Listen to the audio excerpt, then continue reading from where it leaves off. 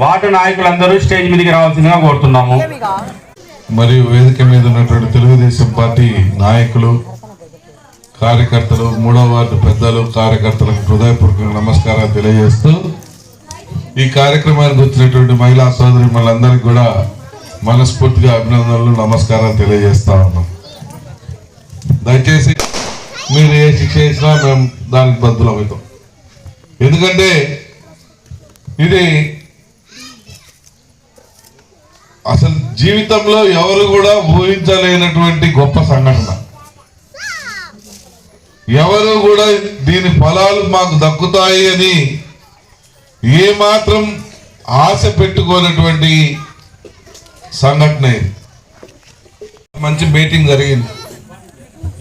అనవాక ఎక్కువసేపు కాంగుడు.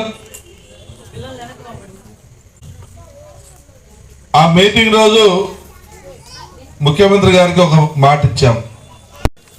సార్, మా ప్రాంత ప్రజల కష్టాలు, ఇబ్బందులు అన్ని మీరు గమనించారు, మీకు తెలుసు. మా ప్రాంత ప్రజల చిరకాల కోరిక జిల్లాగా చేసుకుంటే బాగుపడతామని ఒక ఆశ ఉంది.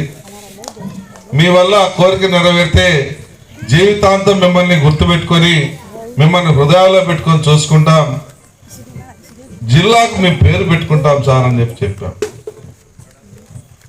అనంతరం దానికి అనుగుణంగా ఆయన కూడా స్పందించారు. ప్రభుత్వం రాగానే జిల్లా అనౌన్స్మెంట్ ఇటీవల కాలంలో జరిగింది. మేమందరం కూర్చొని సరే మనం ఆ రోజు అనుకున్న మాట ప్రకారం ఆయన జిల్లా